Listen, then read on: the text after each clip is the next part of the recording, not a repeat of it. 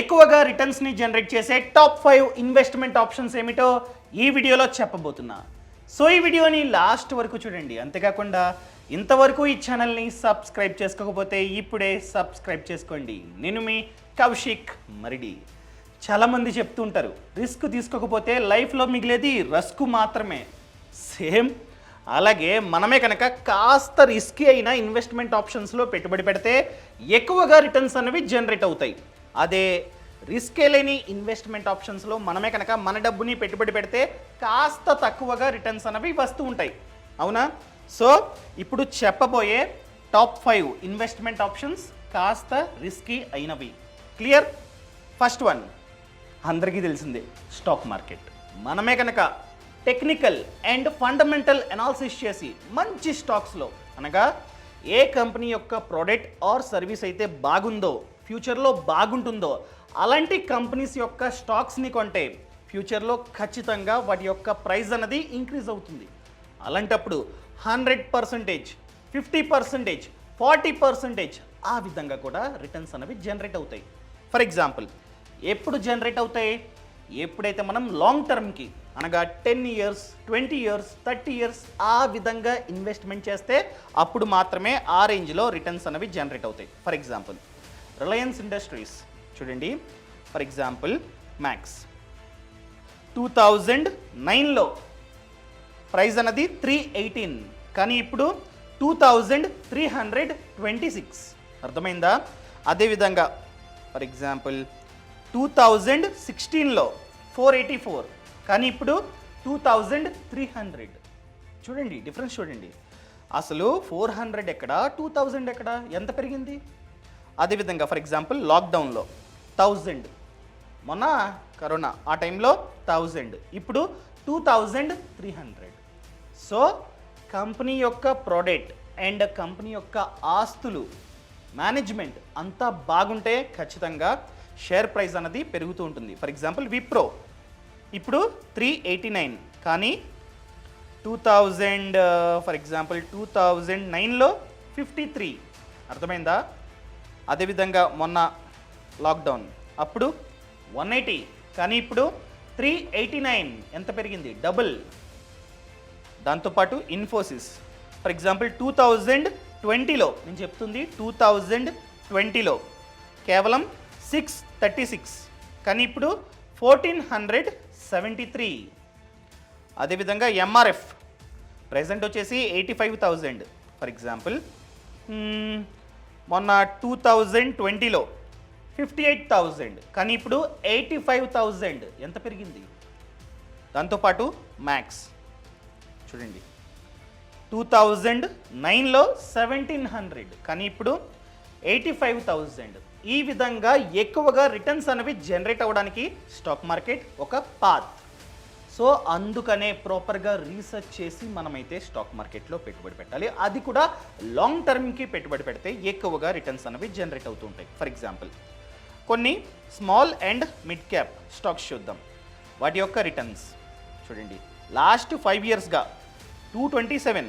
ఇది best agro life ఈ company. అదేవిధంగా మిగతావి కూడా చూసుకోవచ్చు మీరు. 192, 139, 126, 121, 100, 97, 92, 81. ఇవన్నీ రిటర్న్స్. అంటే లాస్ట్ 5 yearsగా ఆ స్టాక్స్ అనేవి ఆ రేంజ్లో రిటర్న్స్ని జనరేట్ చేశాయి. చూడండి 100% అంటే ఎక్కడొస్తుంది? ఇక్కడ వస్తుంది. ఎందుకంటే ఇక్కడ రిస్క్ అన్నది అదే రేంజ్లో ఉంది. క్లియర్? ఎక్కడైతే రిస్క్ అన్నది ఎక్కువ ఉంటుందో అక్కడే రిటర్న్స్ కూడా ఎక్కువ ఉంటాయి. ఇంకా సెకండ్ వన్ మ్యూచువల్ ఫండ్స్. ఎప్పుడైతే మనం మ్యూచువల్ ఫండ్స్లో, అది కూడా ఈక్విటీ మ్యూచువల్ ఫండ్స్లో ఇన్వెస్ట్మెంట్ చేస్తామో, అది కూడా long term like 10 years, 8 years, 20 years ఆ విధంగా ఎప్పుడైతే పెట్టుబడి పెడతామో అప్పుడు 12%, 15, 20, 30, 40 ఆ విధంగా రిటర్న్స్ అనేవి జనరేట్ అవ్వడానికి ఛాన్స్ ఉంది. ఎందులో? ఈక్విటీ మ్యూచువల్ ఫండ్స్లో. అసలు మ్యూచువల్ ఫండ్స్ అంటే మన బదులు ఒక ఫండ్ మేనేజర్ ఇన్వెస్ట్మెంట్ చేస్తూ ఉంటాడు. మనమే కనుక ఈక్విటీ మ్యూచువల్ ఫండ్ని చూస్ చేసుకున్నట్లయితే ఈక్విటీ మార్కెట్లో ఎక్కువగా ఇన్వెస్ట్మెంట్ చేస్తూ ఉంటాడు. ఫర్ ఎగ్జాంపుల్ లాస్ట్ 5 yearsగా చూసుకున్నట్లయితే యాక్సిస్ స్మాల్ క్యాప్ ఫండ్ ఈ ఫండ్ అన్నది ఏకంగా దాదాపుగా 20% రిటర్న్ని జనరేట్ చేసింది. అదేవిధంగా PGIM India mid cap opportunities fund, ఈ ఫండ్ అన్నది same 20%. Kotak small cap 17, Nippon India small cap 17, axis mid cap fund 16, SBI small cap fund 15. ఆ విధంగా రిటర్న్స్ అనేవి వస్తూ ఉన్నాయి. అదేవిధంగా ఎస్ఐపి ఇప్పుడు చూసింది వన్ టైం ఇన్వెస్ట్మెంట్. ఇప్పుడు ఎస్ఐపి చూసుకున్నట్లయితే మంచిగా వస్తున్నాయి. Nippon India small cap fund ఏకంగా 26.74. అదేవిధంగా PGIM India mid cap opportunities fund 25. అదేవిధంగా Kotak small cap 24, ICICI Pru small cap 23, Axis small cap 23, SBI small cap 22, HDFC small cap 22. ఆ విధంగా రిటర్న్స్ అనేవి జనరేట్ అవుతున్నాయి. సో మ్యూచువల్ ఫండ్స్లో కూడా మంచిగా రిటర్న్స్ అనేవి వస్తూ ఉంటాయి. ఇన్వెస్ట్మెంట్ చేసే ముందే మనకి పూర్తి నాలెడ్జ్ ఉండాలి. టెక్నికల్ అండ్ ఫండమెంటల్ అనాలిసిస్ చేయాలి, అంతా చూడాలి. రేటింగ్స్, రిటర్న్స్, ఫండ్ మేనేజర్ ఎవరు, ఇవన్నీ చూసిన తర్వాతే మనమైతే ఇన్వెస్ట్మెంట్ చేస్తూ ఉండాలి. ఇది సెకండ్ వన్. ఇంకా థర్డ్, కార్పొరేట్ ఎఫ్డి అంటే ఏంటి? ఎఫ్డిలో 2 టైప్స్, నార్మల్ అనగా బ్యాంక్ ఎఫ్డి, ఇంకొకటి కార్పొరేట్ ఎఫ్డి. మనమే కనుక కార్పొరేట్ కంపెనీస్ వద్ద ఎఫ్డి ఖాతాని ఓపెన్ చేస్తే అదే కార్పొరేట్ ఎఫ్డి. అక్కడ కాస్త రిస్క్ ఉంటుంది, ఎందుకంటే అవి బ్యాంక్స్ కాదు, అవి కంపెనీస్. మేబీ ఫ్యూచర్లో క్లోజ్ అవ్వచ్చు. అందుకనే మంచి కంపెనీస్ని మనమైతే చూస్ చేసుకోవాలి. రేటింగ్స్ ఉంటాయి, 3AA, 4A, ఆ విధంగా రేటింగ్స్ ఉంటాయి. సో ఎక్కడైతే రేటింగ్స్ అనేవి బాగున్నాయో, ఎక్కడైతే కంపెనీ చాలా స్ట్రాంగ్గా ఉందో అలాంటి కంపెనీస్లో కార్పొరేట్ ఎఫ్డి మీరైతే చేసుకోవచ్చు అనమాట. మార్కెట్లో చాలా కంపెనీస్ ఉన్నాయి. For example Manipal housing finance syndicate limited, ఇక్కడ రేటింగ్స్ అనేవి బాగున్నాయి. 1 ఇయర్ ఎఫ్డికి 7.75% వడ్డీ, 3 ఇయర్ ఎఫ్డికి 7.75, 5 ఇయర్స్కి 7.25 ఎక్కువ.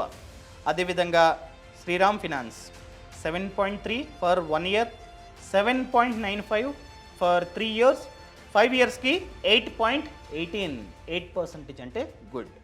అదేవిధంగా Kerala transportation development finance corporation limited. So దీనికి గ్యారంటీ గవర్నమెంట్, సేఫ్, గవర్నమెంటే గ్యారంటీ ఇస్తుంది. సో 1 ఇయర్కి 7, 3 ఇయర్స్కి 7, అదేవిధంగా 5 ఇయర్స్కి 6.75. ఒకవేళ మీ ఏజ్ అనేది ఎక్కువైతే, సీనియర్ సిటిజన్ అయితే మీకు ఇంకాస్త ఎక్కువ ఉంటుంది, 0.25% ఎక్కువ ఉంటుందన్నమాట. అదేవిధంగా పిఎన్బి హౌసింగ్ ఫినాన్స్, సో దీనికి కూడా క్రిసల్ వాళ్ళు AA రేటింగ్ ఇచ్చారు, AA. అదేవిధంగా CARE వాళ్ళు AA రేటింగ్ ఇచ్చారనమాట. 1 ఇయర్కి 7.35, 3 ఇయర్స్కి 7.7, 5 ఇయర్స్కి 7.5. సుందరం హౌసింగ్ ఫినాన్స్. సో సేమ్ ఈ విధంగా మంచిగా రిటర్న్స్ అనేవి వస్తూ ఉన్నాయి. కార్పొరేట్ ఎఫ్డి అన్నది కాస్త రిస్కీ, అందుకనే రిటర్న్స్ కూడా కాస్త ఎక్కువగా వస్తూ ఉంటాయి. ఇంకా నెక్స్ట్ వన్, గవర్నమెంట్ స్కీమ్స్, ప్రభుత్వ పథకాలు, అవి సేఫ్. అర్థమైందా? సేఫ్ అయినా కూడా ఈ స్కీమ్స్ అనేవి కాస్త ఎక్కువగా వడ్డీని జనరేట్ చేస్తూ ఉన్నాయి. For example senior citizen saving scheme, వడ్డీ చూసుకున్నట్లయితే 8%. ఎవరి ఏజ్ అయితే 60 కన్నా ఎక్కువ ఉందో వాళ్ళు పెట్టుబడి పెట్టుకోవచ్చు. అదేవిధంగా సుకన్య సమృద్ధి యోజన 7.6, ఎవరింట్లో అయితే ఆడపిల్ల ఉందో వాళ్ళకి ఈ పథకం చాలా బాగా సెట్ అవుతుంది. అదేవిధంగా national saving certificate 7%, Kisan Vikas పత్ర 7.2, post office monthly income scheme 7.1, PPF 7.1. ఈ పథకాలు సేఫ్.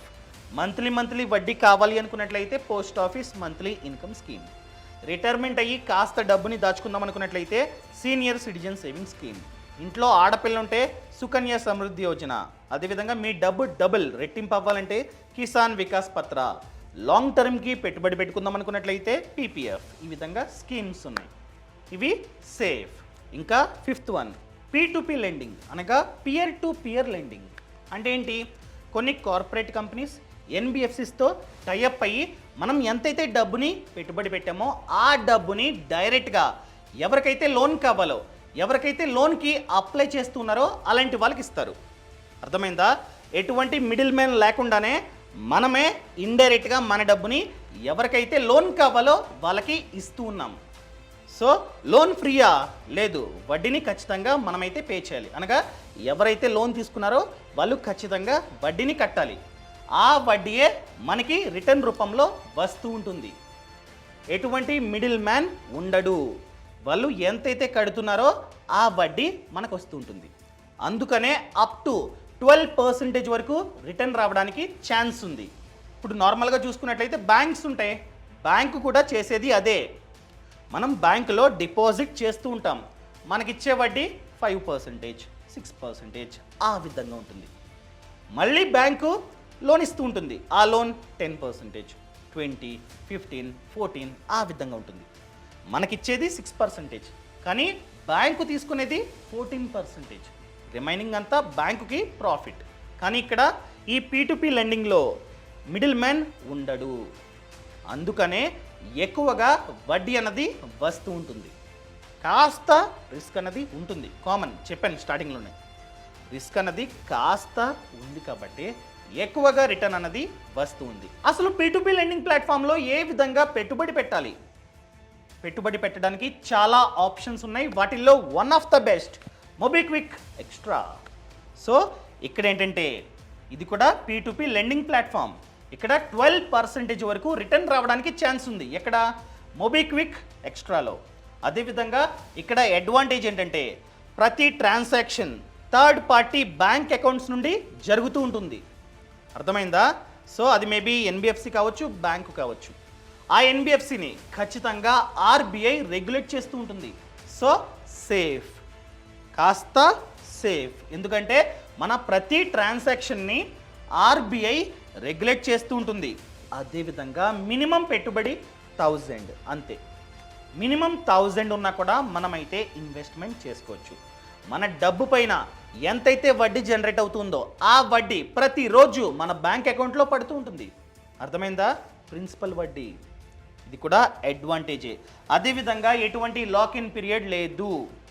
మనం ఇన్వెస్ట్మెంట్ చేసుకోవచ్చు, నచ్చినప్పుడు విత్డ్రా కూడా చేసుకోవచ్చు. ఎటువంటి లాక్ ఇన్ పీరియడ్ లేదు. మనకి 12% వరకు వడ్డీ జనరేట్ అవ్వడానికి ఛాన్స్ ఉంది. వీళ్ళ యొక్క వెబ్సైట్ ప్రకారం ఇప్పటి వరకు ఎంతమంది అయితే ఇన్వెస్ట్మెంట్ చేశారో వాళ్ళకి ప్రతి ఒక్కరికి 12% వరకు రిటర్న్ జనరేట్ అయింది. సో సేఫ్ అని మనమైతే అనుకోవచ్చు అనమాట. సో ప్రతిరోజు వడ్డీ పడుతూ ఉంటుంది. మినిమం పెట్టుబడి 1000, అదేవిధంగా ఎటువంటి లాక్ ఇన్ పీరియడ్ లేదన్నమాట. సో ఇప్పటి వరకు ఎవరైతే పెట్టుబడి పెట్టారో వాళ్ళల్లో ప్రతి ఒక్కరికి 12% వరకు రిటర్న్ జనరేట్ అయింది. సో ఎవరికైతే స్టాక్ మార్కెట్, మ్యూచువల్ ఫండ్స్ ఇవన్నీ భయమో అలాంటి వాళ్ళు ఇన్వెస్ట్మెంట్ చేసుకోవచ్చు. ఇది కూడా కాస్త రిస్కీయే, బట్ సేఫ్గా ఉంటుంది. ఎందుకంటే ఈ బ్రాండ్కి రిటర్న్స్ అనేవి మంచిగా వచ్చాయంట వాళ్ళ యొక్క వెబ్సైట్ ప్రకారం. ఇదన్నమాట మ్యాటర్. సో యాప్ లింక్ అనేది కింద డిస్క్రిప్షన్లో ఉంది, MobiKwik extra app link. So ఇప్పుడే యాప్ని డౌన్లోడ్ చేసుకుని ఇన్వెస్ట్మెంట్ని స్టార్ట్ చేయండి. అండ్ అదేవిధంగా స్టాక్ మార్కెట్ గురించి, మ్యూచువల్ ఫండ్స్ గురించి, PPF, RD ఏమైనా డౌట్స్ ఉన్నట్లయితే ఫ్రీడమ్ యాప్ లింక్ కూడా కింద డిస్క్రిప్షన్లో ఉంది. ఫ్రీడమ్ యాప్ని కూడా డౌన్లోడ్ చేసుకోండి, కోర్సుల్ని చూడండి. Thank you so much. Thanks for watching. జై హింద్.